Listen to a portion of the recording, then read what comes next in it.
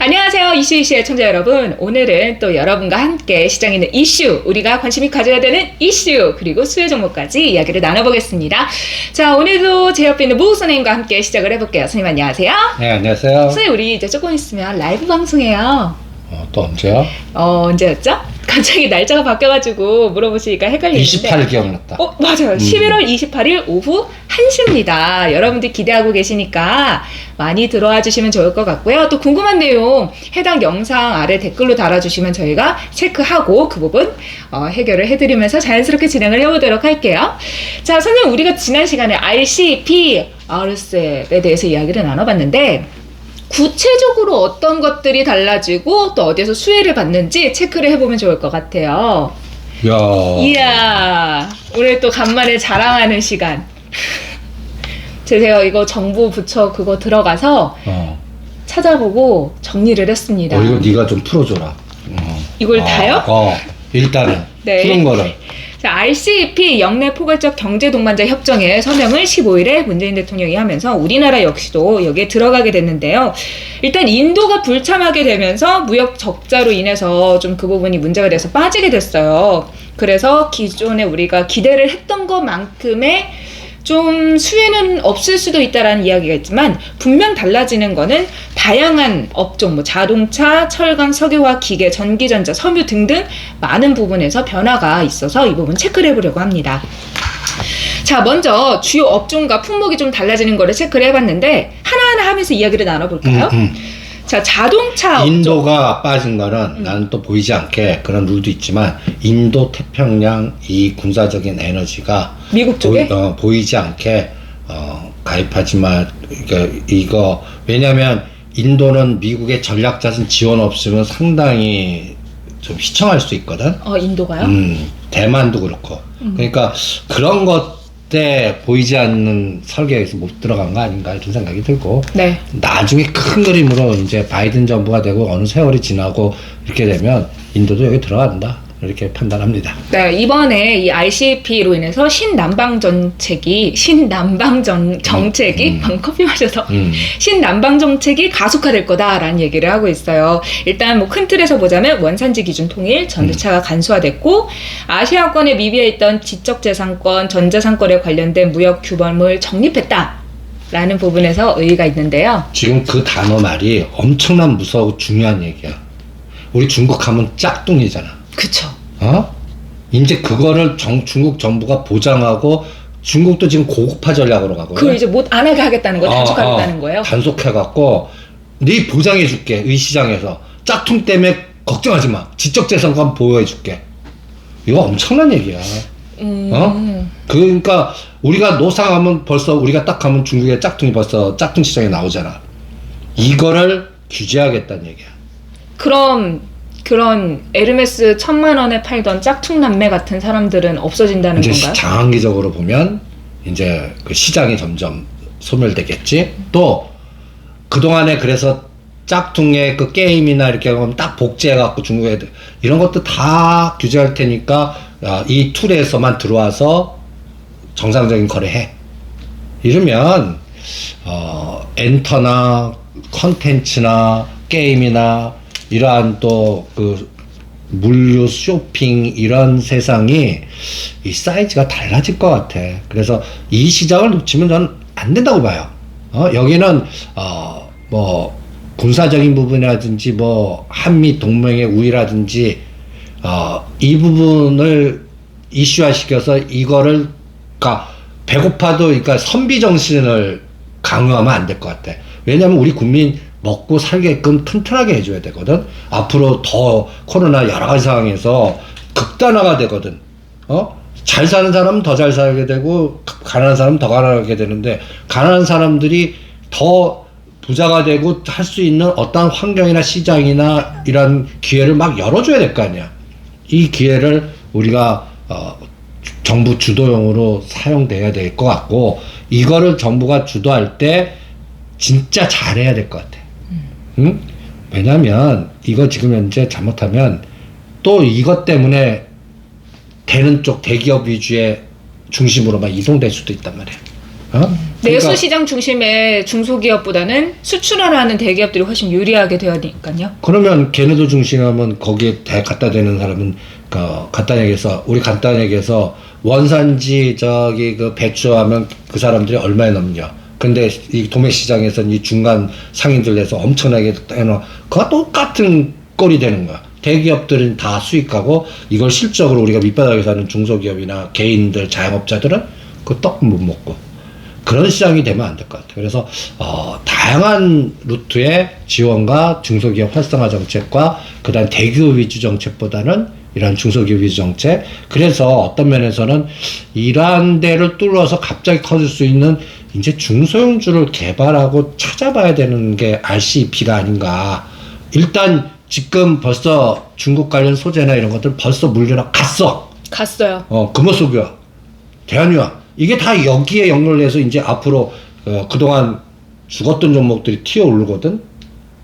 그래서 이미 갔어. 자동차도 가고 앞으로도 더 갈 거예요. 그런데 상대 수익을 생각을 했을 때 부품단이나 덜 갔던 종목을 보는 게 훨씬 더 좋을 수 있다. 아직 자동차 부품주들 보면 바닥에서 아주 기고 있는 것들이 그냥 수두룩딱상형들이야. 우리 그 얘기를 이 항목들에 따라서 하나씩 얘기를 해보면 더 좋을 것 같아요. 사실 자동차 업종에서의 변화가 화물 자동차 관세가 현행 40%인데요. 그러니까 이제 나중에 점점 관세가 없어진다는 거죠. 화물 자동차가 40%, 현행은 승용차가 30%, 자동차용 엔진이 10%, 안전벨트 부품이 10%, 에어백이 30%, 자동차용 휠 같은 게 10%의 관세를 지금 적용받는데요.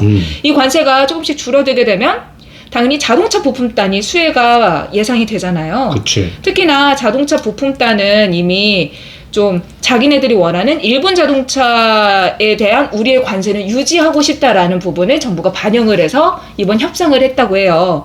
그러면 이미 상승하고 있는 현대차, 기아차들이 더 갈 수 있잖아요. 더 가는데 상대 속도 같고 이제는 거기에 납품하는 데 중에 아직까지 못 갔다. 그리고 현대차 그룹에서도 이제 난 기아차는 아직도 많이 갈 것 같은데 현대차보다는 현대위아나 밑에 단 현대공업은 어때요? 자동차 내장재. 그것도 괜찮을 것 같아. 그러니까 그런 것들을 찾아내는. 그리고 아직까지 이제 이게 전장 사업이거든. 네. 그러니까 전장 사업 중에서 뭐 블랙박스에서 아직 못 간 게 유비웰럭스나 띵크웨어. 그러니까 그런 단들을 찾아내는 게 나는 이 큰 그림에서 우리가 체크해야 될 거 아닌가 이런 생각을 합니다. 그럼 선생님, 항상 현대차보다는 기아차가 낫다라고 하셨는데 기아차가 너무 올라서 현대차를 꼭 사고 싶은데 하시는 분들은 그럼 17만 원에서는 매수돼요. 근데 목표 수익률을 20만 원과 22만 원 매도. 요게 한 6개월에서 잘하면 심하면 1년까지 그냥 지그재그 파동으로 봐요. 그리고 오히려 그 사이에 이렇게 보는 이유는 그 사이에 현대 모비스를 갖고 와야 돼. 그쵸. 그걸 풀면 이제 현대차를 쓰고요. 그걸 풀기 전까지 현대차는 박스권에서 움직일 수밖에 없다. 왜냐면 지분 구조, 우리가 항상 얘기했던 대주주의 탐욕이 먼저기 때문에. 그리고 그러니까 정의선 회장님은 기아차를 땡기거나 거기에 따라서 요새 코렌텍 각도 나오잖아. 네, 멋있어. 무너지지도 않아요. 그게 더 가는 거지, 그런 것들이. 그러니까 우리 대망의 목표 2만 원. 코렌텍 지금 매수 가능한가요? 나는 11,000원 단은 가능. 그리고 15,000원 단은 단기적 또 치고받고. 그러면서 이게 2만 원까지 바로 한 거예요. 그러니까 15,000원 갔다, 12,000원 갔다. 이렇게 계단식으로 하면서 45도 각도로 한 6개월에서 1년간 가기를 바랍니다. 그런 흐름이 이 상황에서 이제 아직까지 삽도 안 떴잖아. GBC. 그러니까 그것도 떠야 되고, 그게 뜨는 순간에 나는 기아가 이제 오토의 상징이 돼갖고. 기아, 차 띄고. 그러니까 거기에 이제 드론 업체들. 그러니까 오히려 기아가 쉴 때, 간단히 해서 우리 전에 한번 내가 이렇게 이렇게 요거, 코렌텍, 그 다음에 수술용 로봇 관련적 인공지능 AI 로봇 연결고리, 그 다음에 오토모빌리티 드론. 현대차가 왜 계속 미국의 M&A라는데 이게 벌써 큰 틀은 마련해 놓고 있거든요. 그러니까 이런 그림에 중소형 부품단이 앞으로 2021년도 상반기는 주도하지 않을까. 그러니까 대형주는 여기서 3,000을 바로 가면 먹을 게 있어. 3,000원. 코스피가. 근데 2,600에서 2,700에서 걸려. 그럼 이미 급등한 종목들은 상대 가성비가 적어요. 그러면 지수는 여기서 50, 100 올라가는데 내가 갖고 있는 그 시가상위 종목들이 지수는 여기서 100 올라가는데 5% 아주 평균 10%. 근데 밑에 단에서 50더블이 막 나오는 거야. 이게 가성비로서 나는 오히려 5% 암만 좋은 회사라도 난 그거 안 해. 밑에 단에서 그 상대 수익률을 줄 수 있는 거를 더 집중해서 찾겠어요. 이게 RCP가 나는 그거를 하나의 만들어준 이벤트 드라이브 전략 같아요. 네, 두 번째는 철강 짚어보도록 하겠습니다. 현재 관세율이 본강과 현강 같은 철강 제품의 5%, 철강관의 20%, 도금과 합판의 10% 등인데요, 선생님. 철강하면은 ICP에서 우리가 그 ICP 대상 지역, 거기에 들어간 대상 지역에 이미 철강 수출액이 129억 불이래요. 그래서 전 세계 수출량의 47.8%를 수출하고 있기 때문에 관세가 줄어들게 되면 그만큼 수익을 보게 될 거고 그동안 좀 많이 눌렸던 종목들이 이제 기지개를 필 수 있는 상황이 됐다라고 하는데 사실 그 무거운 포스코가 움직이는 게 이런 거. 그 얘기 하려고 그랬는데 포스코 너무 올랐잖아요. 단기적으로. 근데 이런 상황에서는 큰 개가 포스코 이미 세아자금은 넘어갔고 그래서 이제 우리가 못 간 거 뭐 하이스트라든지 현대제철이라든지 그리고 나는 중국이 또 여기 부분에서 떡을 주는 미끼를 던지나 볼래. 철강 관련해서요? 1대1로 해서 이제 진짜 철도. 그래서 오늘 동양철관이 올라갔나? 이제 동양철관 시작할 것 같은 느낌이야. 화와. 그래서 그런 철도. 그래서 우리가 현대로템이니 그 동양철관이니 그다음에 현대건설이니 엘리베이터. 현대 엘리베이터니 왜 집중하는데 나는 이 중국이 미끼를 그걸 쓸 것 같아. 유라시아 이니셔티브. 그거는 이제 박근혜 정부 때 했는데 그 이름 싹 바꾸겠지. 네. 그래서 실체를 지우기 위해서. 그래서 이제 이 남북 공동 그 물류의 철도 연결고리 상징적으로 서울에서 개성까지 철도 깔아봐. 근데 선생님 안보상으로 그건 조금 위험하잖아요. 그 개념을 4자회담이나 6자회담으로 툴을 만들었다고 생각해봐. 그거를 국제회에다가 도장 찍었어, 북한 애가. 그런 상황까지 갖다 붙여봐. 그럼 얘기가 달라지. 나는 바이든 정부 때 중국이 이렇게 해서 4자, 6자회담 하면서, 그러니까 오히려 이것도 주역의 사상이야. 트럼프 정부는 독고다이 나가 스트롱맨에서 서로 김정 만나갖고 좋은 친구 막 하지만 결론 이루어진 게 네, 비좀 개살구였죠. 그러면 지네들 사진만 찍었어. 포토라인에 찍어갖고 악수하고 뭐하고 실적으로 또 핵 뭐 했어? 그런데 지금 바이든 정부는 실무진으로 이 버텀업으로 가서 처음 계속 힘들 거야. 지금 간단히 얘기해서 트럼프 대통령 위에서 하자 그러는데 밑에 단에서 이거 안 됩니다 해갖고 판 깨진 거거든. 근데 처음 힘들어서 막 밑에 단에 지지고 가다가 합의했어. 그럼 위는 사인만 하면 돼.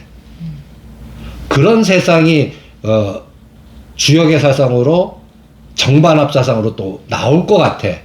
그래서 트럼프 정부 때 그 난리치던 판문점 회담을 때 우리가 북방주 다 팔아라 했듯이 요새는 북방주한 내가 노래 불러요. 4만원짜리 현대 엘리베이터 3만원 아래 산 현대건설 나는 이 바이든 정부 때 나는 더블 이상 먹여줄 것 같다라는 이거는 그냥 직관이에요.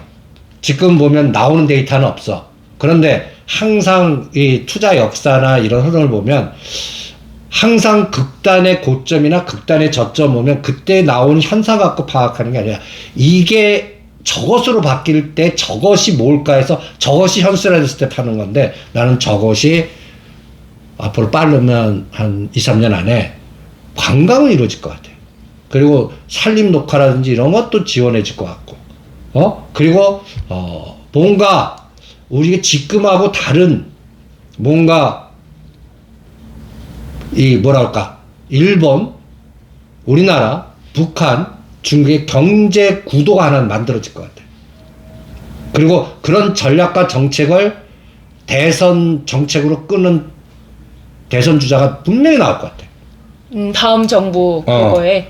그거를 미끼로 나 밀어주세요. 나 대통령 되면 이거 하겠습니다. 그렇게 해서 우리가 경제를 이렇게 해서 살리겠다. 이 부분을 뚫어서 경제를 하겠다. 이런 식으로 해가지고. 그게 이제 이슈화 돼갖고 우리 MB 정부 때 경제 살리기 위해서 4대 강원 같은 그거보다 더 큰 국제 사업 위주로 해가지고. 국제의 물류나 그 공동체의 에너지가 이게 여행 지금 핵이나 군사적으로 안 가. 여행이나 그 다음에 경제 개발이나 이러한 그러니까 갖다 얘기해서 현대건설이 평양에 아파트 짓는 세상이니까 너무 현우 거기 한번 살고 싶다. 서울에 집이 없으면 거기라도 있어야지. 난 싫다. 놀러 오세요. 금강산 관광 시켜드릴게요. 그러니까 그거는 너무 심도 너무 빨리 간 거고 점핑을 한 3번 했고 내가 너무 점핑을 많이 했다. 오히려 금강산이나 개성공단은 나는 재개될 것 같아. 재개될 것 같아. 그럼 선생님 포스코는 이미 올랐고 큰 종목 위주로 갈 것 같다라면서 이제 대북 관련 모멘텀이 있는 동양철강 이런 쪽 말씀해 주셨는데 아니 그거는 약간 저가 동전주고 포스코나 세아장 이미 갔고 이제 못 간 게 세아베스틸 뭐 세아베스틸이나 현대제철 그 다음에 저가 주에는 동양철강 그리고 품절 주에는 하이스트 이런 몇 가지들이 있어. 네. 그러니까 그런 것들을 찾아내는 게 어떻겠나. 그리고 이거는 간단히 얘기해서 SOC와 연결될 것 같아. 그래서 시진핑 오면 윤곽이 드러나지 않을까. 근데 선생님 철강 하면은 선박 이런 거 철근 형광으로 뭐 그런 거 만들잖아요. 그러니까 선생님 앞서서 말씀해 주셨던 물류 이런 쪽하고도 연결이 되면서 또 모멘텀을 받을 수도 있지 않을까요? 그러니까 철강이 어떤 데 들어가니까 그러니까 여기서 약간 구분하는 게 조선 쪽으로 들어가는 건 약간 스톱. 왜요?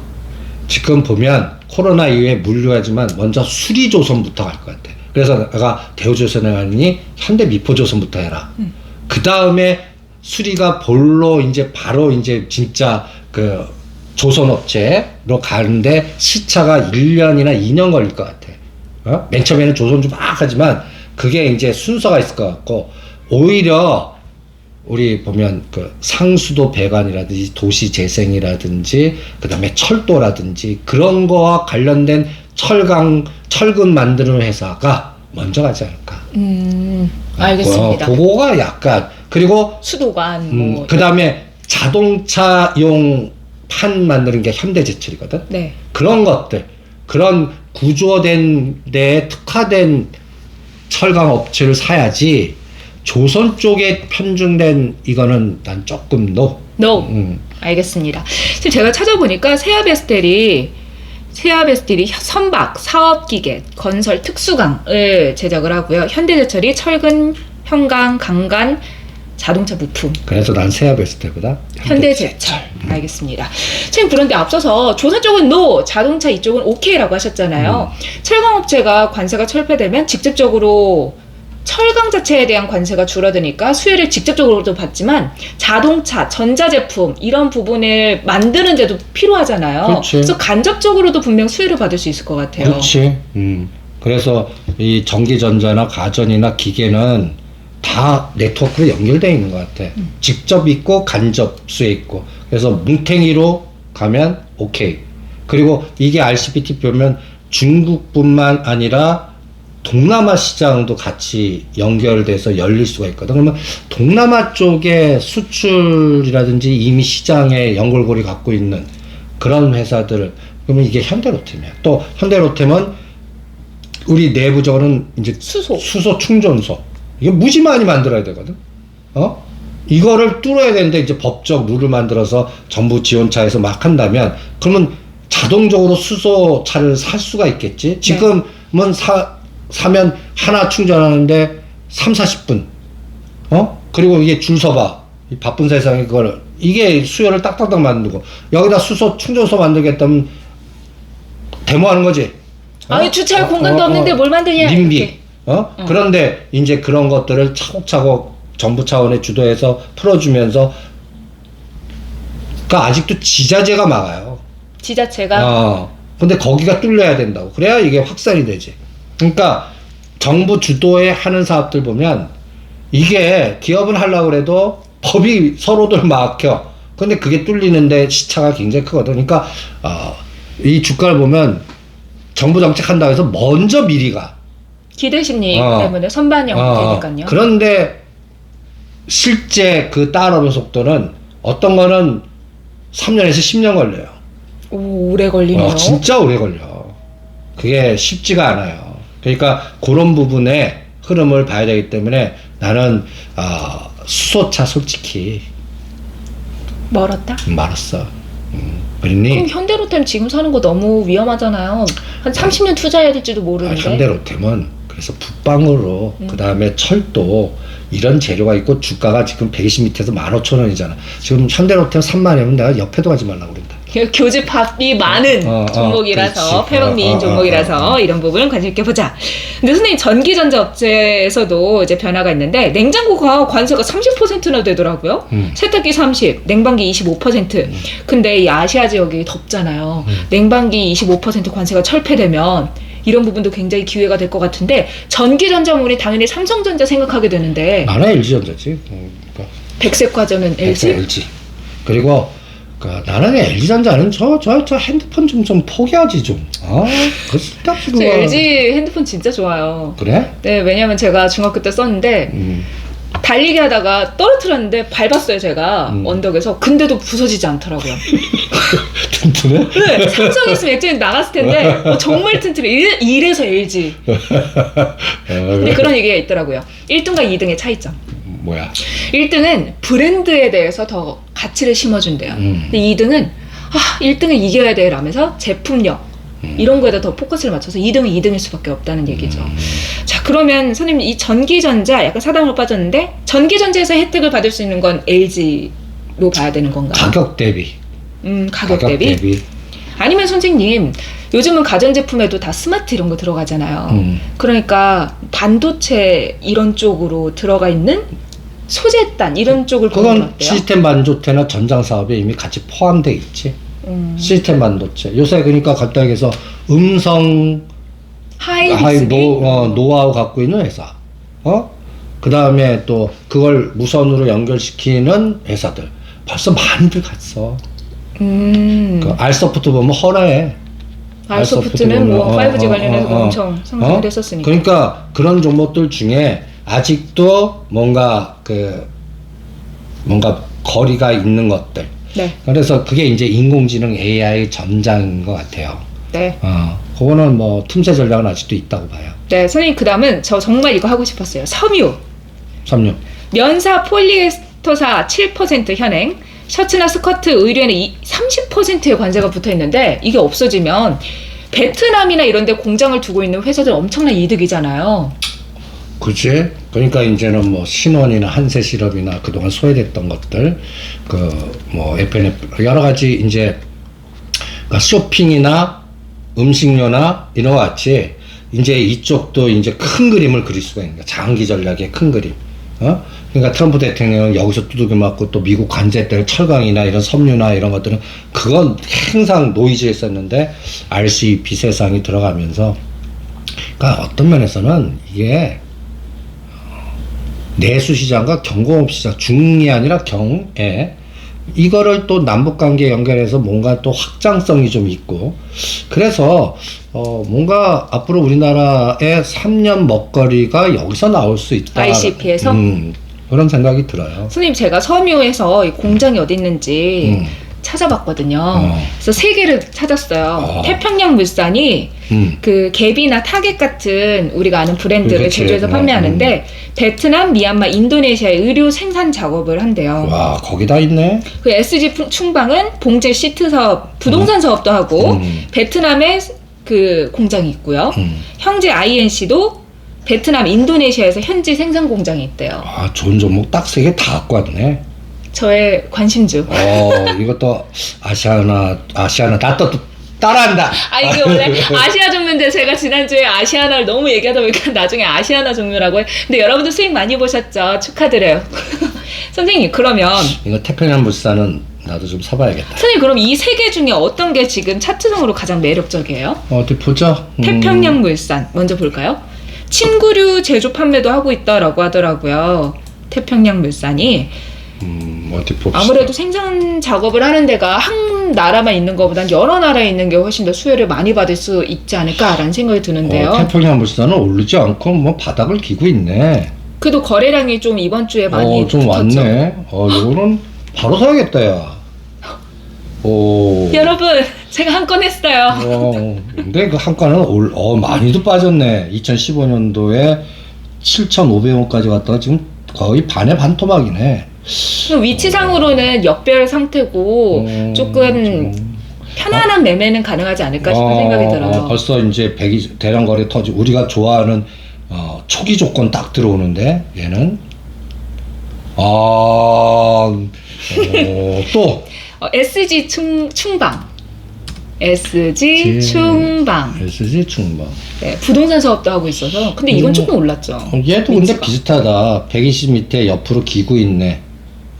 한번 거래가 터지고 나서 7월 달부터 2,000원 전후에서 옆으로 겼다가 이럴 때는 월봉으로 보는 게 나아요. 그 월봉으로 많이 깨졌어요. SG 충방이나 네, 형제 INC. 태평양 물산도 다 4,000원은 보이는데. 그런가요? 마지막 종목은 형제 INC. 형지 INC. 네. 다 비슷하다. 네. 다 비슷하다. 고놈이에요. 다 비슷하다.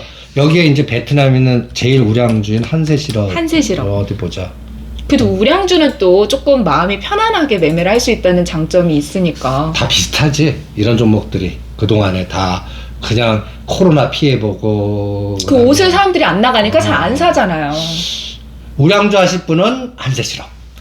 세력주나 약간 투기적 성향 좋으신 분은 지금 있죠. 전 투기. 근데 자그만 한정해 주세요. 자, 그리고 선생님, 문화 서비스 관련해서 선생님께서 ICP 최대 수혜주는 게임주다라고 하셨어요. 앞서서 우리가 콘텐츠 관련해서도 얘기를 했고, 게임주, 중국 관련돼서 관심이 있는 종목으로 본다면 어떤 게 있을까요? 엑도스 소프트지 뭐. 지적재산권이라는 게 이제 그동안 우리가 엄청나게 당했던 부분이거든. 이게 뚫리나 이제 쉽지는 않을 거야. 그렇지만 중국 판호 뭐 이런 문제도 있잖아요. 뚫리면 우리나라 이 게임 업체는 이 근성이 쟤네들 확 잡아먹을 수 있을 것 같아. 잡아먹을 거야. 그러니까 그 지적재산권만 보유만 된다면 이게 다른 세상으로 갈 수가 있거든.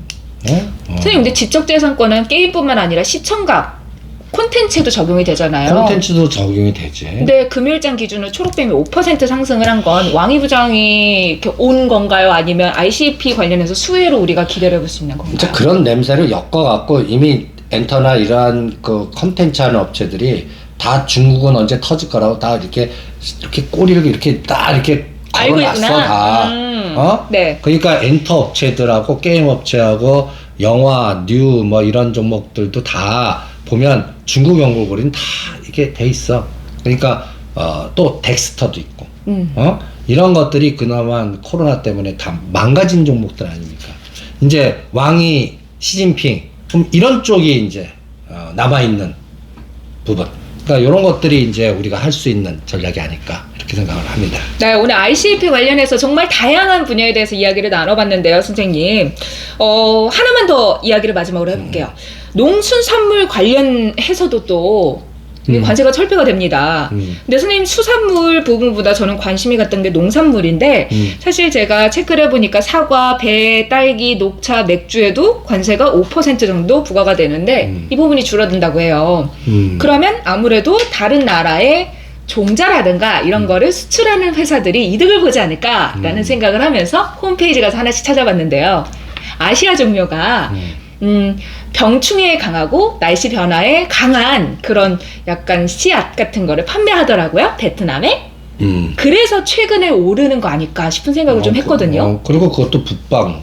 그다음에 이게 중국 시장 터지면 뭐 할 말이 없는 거지. 그럼 선생님, 아시아 종묘처럼 뭐 농후바이오, 경농, 조비 같은 종목들도 관심 있게 볼 수 있을까요? 난 1년은 계속 보자. 다? 그쪽은. 그러니까 먹거리. 그러니까 이제는 코로나 이후에 사람 중심의 시장 중심의 유통, 그러니까 이런 거를 찾자. 그러니까 정부 주도에. 그리고 농수산물이 이게 먹거리의 가장 기본이 아니야.